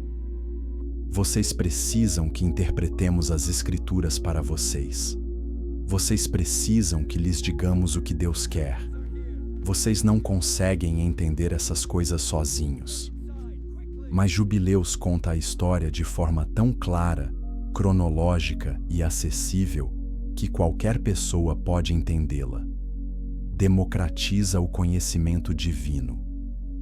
E isso ameaçava aqueles que construíram sua autoridade sobre o título de intérpretes exclusivos da vontade de Deus. Em segundo lugar, era demasiado específico quanto ao momento dos acontecimentos. O livro dos jubileus fornece datas exatas para tudo, medidas em jubileus e anos. Calcula quando Noé nasceu, quando ocorreu o dilúvio, quando Abraão recebeu o seu chamado, tudo. Essa especificidade significava que as pessoas podiam testá-la, podiam estudá-la, podiam calcular por si mesmas quando as profecias deveriam se cumprir. E isso deixava os líderes religiosos nervosos. E se as pessoas começassem a questionar por que certas promessas ainda não haviam se concretizado? E se perdessem a fé porque o cronograma não parecia fazer sentido? Pensaram eles que seria melhor manter as coisas vagas. Deixar as pessoas confiarem que Deus age de forma misteriosa e não se atentarem muito aos detalhes. Em terceiro lugar, tratava de anjos e guerras espirituais de forma muito explícita. Jubileus não apenas menciona anjos de passagem, explica seus papéis, suas hierarquias, suas missões. Fala detalhadamente sobre anjos caídos. Descreve batalhas espirituais contínuas nas quais os humanos estão envolvidos. Isso incomodou as pessoas. Levantou questões sobre a natureza do mal, sobre se os anjos têm livre-arbítrio, sobre quanta influência os seres espirituais exercem sobre os assuntos humanos. Questões que são mais fáceis de evitar do que de responder. Em quarto lugar, enfatizou a relação pessoal com Deus em detrimento da religião institucional. Observe que em todas essas histórias, Noé, Abraão, Moisés, Deus fala diretamente com os indivíduos, não por meio de uma classe sacerdotal, não por meio da burocracia religiosa, diretamente, de coração para coração. O livro dos Jubileus reforça esse padrão do início ao fim. Mostra que Deus busca fé, não credenciais religiosas, que Ele honra a obediência de qualquer pessoa, independentemente de sua posição social, nível de instrução ou linhagem familiar. Essa mensagem era revolucionária e ameaçadora. Porque se as pessoas realmente acreditassem que podiam ouvir a voz de Deus por si mesmas, para que precisariam de autoridades religiosas? E em quinto lugar, talvez o mais importante, profetizou de forma muito clara sobre Jesus. Lembre-se, o livro dos Jubileus foi escrito séculos antes do nascimento de Jesus.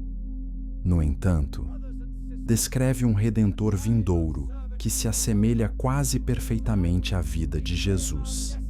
Para os primeiros cristãos, isso foi uma confirmação maravilhosa de que Jesus era de fato o prometido. Mas para os líderes religiosos que o rejeitaram, era um problema. Se os jubileus o previram tão claramente, como poderiam justificar a sua rejeição? A solução deles?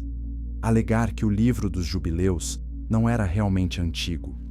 Dizer que foi escrito depois de Jesus por cristãos, tentando defender seu ponto de vista. Desacreditá-lo, retirá-lo do cânone, esquecer que ele existiu. E durante a maior parte da história da Igreja, essa estratégia funcionou. A maioria dos cristãos nunca tinha ouvido falar do livro dos Jubileus. Ele se tornou uma nota de rodapé em discussões acadêmicas, não um texto vivo que moldava a fé das pessoas. Mas eis a questão sobre a verdade. Ela não permanece enterrada para sempre. Ela tem um jeito de ressurgir, de encontrar as pessoas que precisam dela, de falar às novas gerações de novas maneiras. E em nossa época, agora mesmo, enquanto você ouve isto, o livro dos Jubileus está passando por um renascimento. As pessoas estão descobrindo-o, lendo-o, reconhecendo a sabedoria e a beleza nele contidas, e percebendo como ele complementa e ilumina a Bíblia que já conhecem. Porque agora, talvez porque estejamos vivendo em uma época em que a autoridade institucional está se desintegrando, quando as pessoas anseiam por uma conexão direta com Deus, quando as perguntas abordadas em jubileus sobre o tempo, sobre o propósito, sobre os padrões divinos na história, são exatamente as perguntas que as pessoas estão fazendo. Ou talvez, se você acredita no tempo divino, esteja ressurgindo agora porque é para ser assim. Porque as coisas que revela são coisas que precisamos entender para os tempos em que vivemos. De qualquer forma, agora você sabe sobre isso. Ouviu suas histórias, aprendeu seus segredos, e esse conhecimento te transforma, mesmo que você ainda não perceba. Isso lhe proporciona uma visão mais ampla da história. Ajuda você a enxergar sua vida como parte de uma história muito maior. Uma história que começou antes de você nascer e continuará depois que você partir, mas na qual você desempenha um papel significativo agora. Isso nos lembra que nada é aleatório, que o Deus que pôs as estrelas em movimento e planejou os ciclos do tempo também está ciente de você, de suas lutas, de suas perguntas, de sua jornada. E isso te convida a confiar nele da mesma forma que Noé, Abraão e Moisés confiaram. Não porque tudo faça sentido, mas porque seu caráter se provou confiável geração após geração. Se esta exploração de um texto proibido abriu seus olhos para novas dimensões da fé, adoraria saber. Deixe um comentário abaixo contando o que mais te surpreendeu, o que te desafiou e quais perguntas você ainda tem. Vamos aprender uns com os outros na seção de comentários. E agora, vamos falar sobre o que tudo isso significa para você pessoalmente. Como essas histórias antigas se conectam à sua vida hoje. Como os ciclos do tempo que governavam o mundo de Noé ainda estão girando no seu. Capítulo 11. Os ciclos do tempo. Compreendendo os jubileus. Um dos aspectos mais fascinantes do livro dos jubileus é a sua estrutura temporal. Tudo é medido em jubileus, aqueles períodos de 49 anos que mencionamos. Mas o que isso realmente significa? E por que você deveria se importar com os métodos antigos de medição do tempo? Eis por que isso importa. O sistema do jubileu revela algo profundo sobre como Deus vê o tempo. Em nosso mundo moderno, pensamos no tempo como linear, uma linha reta do passado para o presente e para o futuro. As coisas acontecem, seguimos em frente e não podemos voltar atrás. Mas a visão bíblica do tempo, especialmente como explicada em jubileus, é tanto linear quanto cíclica. Sim, a história avança, mas também repete certos padrões. As mesmas lições se repetem continuamente até que as aprendamos. A cada 7 dias, há um sábado, um ritmo natural de descanso. Um lembrete de que não somos máquinas projetadas para a produtividade constante. Somos seres humanos que precisam parar, refletir e lembrar do nosso Criador. A cada 7 anos, o antigo Israel deveria observar um ano sabático. Deixe a terra descansar. Não plante. Confie que Deus proverá.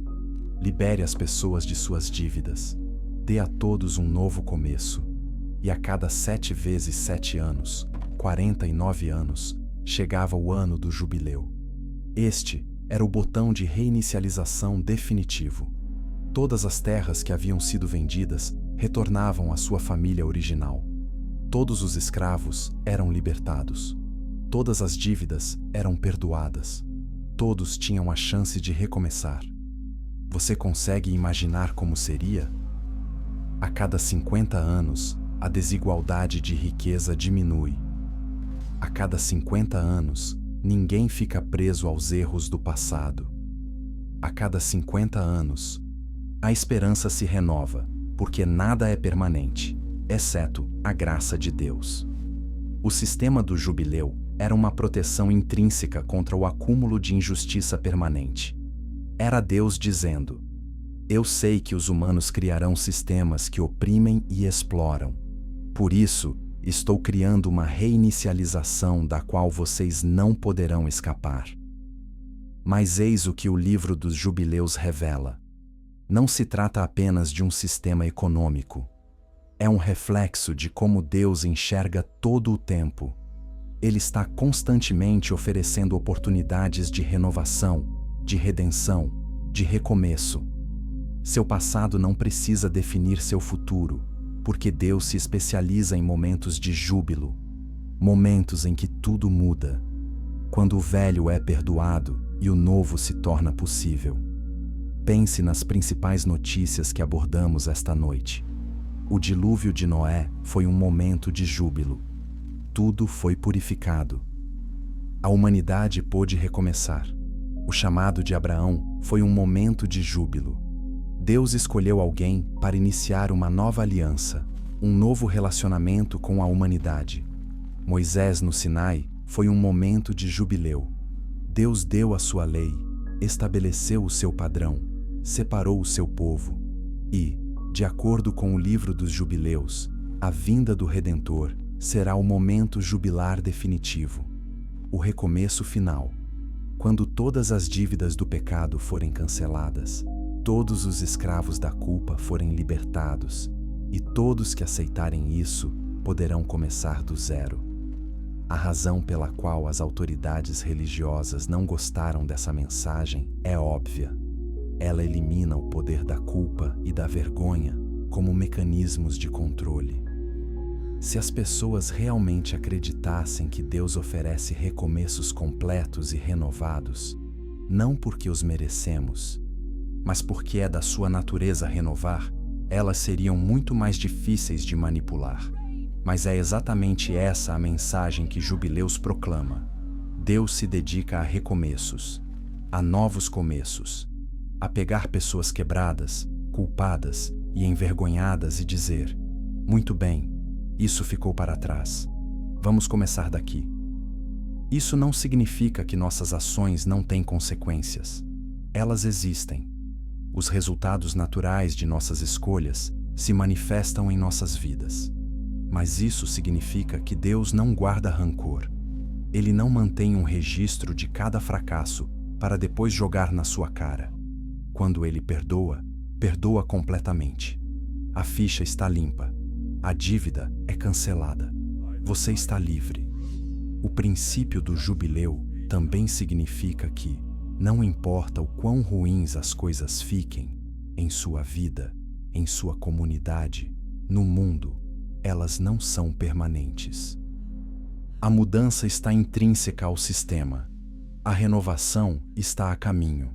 Talvez não no seu tempo, mas no tempo de Deus, que o livro dos jubileus nos assegura ser muito mais confiável.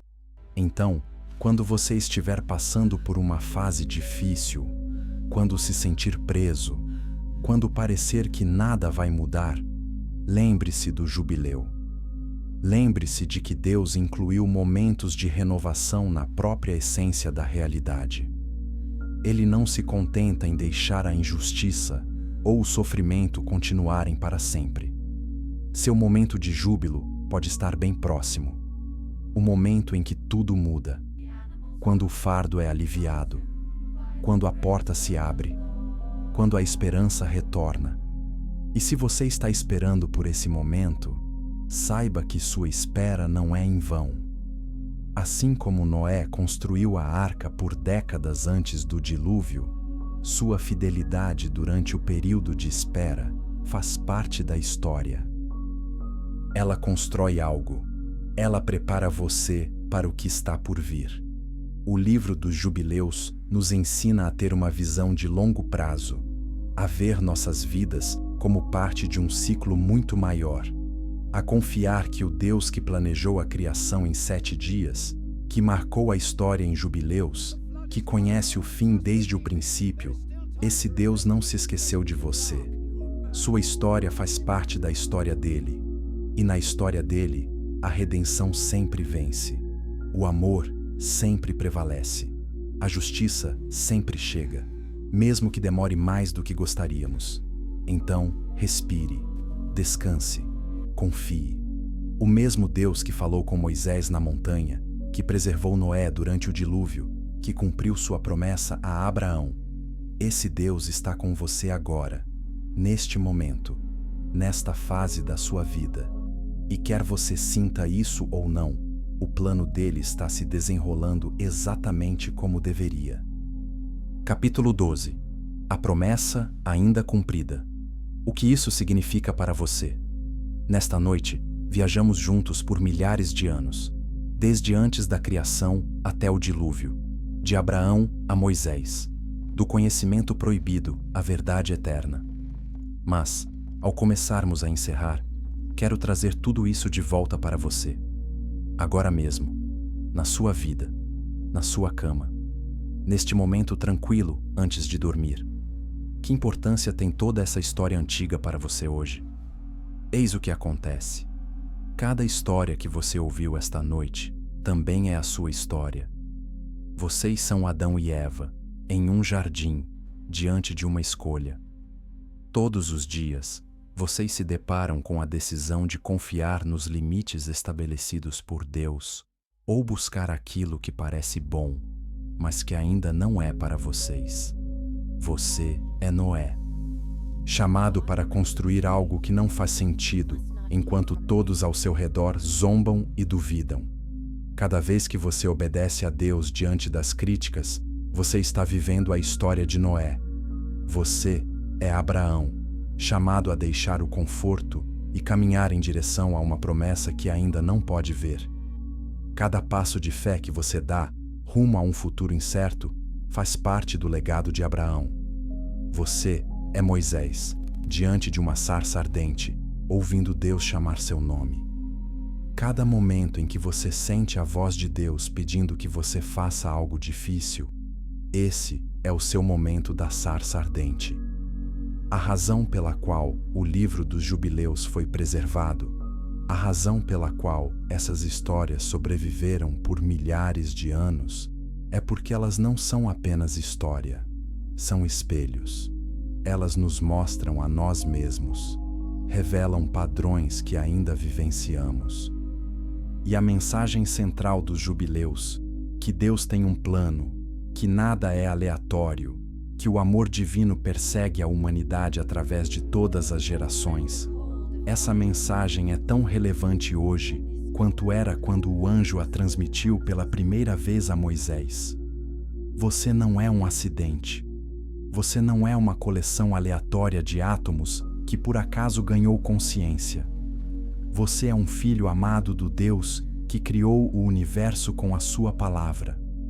Você faz parte de uma história que ele vem contando desde antes do início dos tempos. Suas lutas importam. Suas escolhas importam. Sua fé, por menor, por mais vacilante que seja, importa.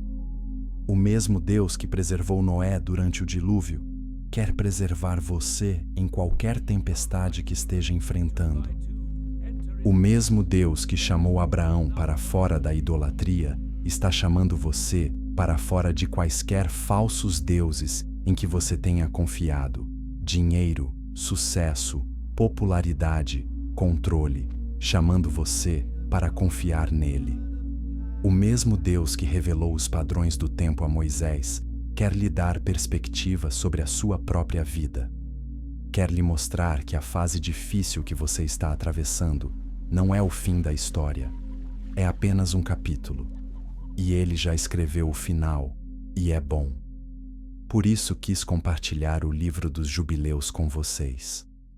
Não apenas para lhes dar informações interessantes, mas para convidá-los a participar de uma história maior, para ajudá-los a perceber que suas vidas têm significado porque fazem parte do plano de Deus. Você importa, sua geração importa. As escolhas que você faz hoje reverberarão pela eternidade. Assim como a obediência de Noé ainda reverbera em cada arco-íris, assim como a fé de Abraão ainda molda as religiões do mundo, assim como o encontro de Moisés com Deus ainda nos ensina sobre o amor divino. Então, enquanto você adormece esta noite, quero que leve esta verdade consigo. Você é visto. Você é conhecido. Você é amado. Pelo Deus que criou tudo, que tem o tempo em suas mãos, que jamais quebrou uma única promessa. O livro dos Jubileus termina com o povo de Israel entrando na terra prometida. Depois de toda a peregrinação, toda a espera, todas as provações, eles finalmente chegaram. Não porque fossem perfeitos, mas porque Deus foi fiel. Sua terra prometida também está à sua espera. Talvez seja a paz em seu coração. Talvez seja a restauração de um relacionamento. Talvez seja uma conquista em uma área onde você tem lutado por anos. Talvez seja simplesmente o profundo descanso de saber que você está nas mãos de Deus. Seja o que for, está a caminho. O mesmo Deus que cumpriu sua promessa de libertar Israel do Egito, cumprirá suas promessas para com você. Durma bem, querido amigo. Descanse na certeza de que o Deus que conta cada estrela conhece o seu nome. O Deus que estabeleceu os ciclos do tempo está atento a cada instante da sua vida. Você faz parte da maior história já contada. E o seu capítulo único e insubstituível, é importante. Obrigado por dedicar este tempo a mim esta noite. Se esta jornada pelo livro dos Jubileus lhe trouxe bênçãos, por favor, compartilhe-a com alguém que precise ouvir estas verdades. E considere se inscrever para não perder futuras explorações da sabedoria antiga e das escrituras esquecidas. Até a próxima, que você descanse nos braços do Deus que te ama desde antes da fundação do mundo. Que a paz dele guarde seu coração e sua mente, e que você acorde amanhã com uma fé renovada de que ele ainda está escrevendo a sua história e que ela é mais bela do que você pode imaginar. Boa noite, durma bem e lembre-se, nada está verdadeiramente perdido quando está nas mãos de Deus. O mesmo sopro que deu origem à criação está lhe dando vida neste exato momento. Você é amado. Você é acolhido. Você faz parte da eterna história da redenção. Descanse agora. Descansar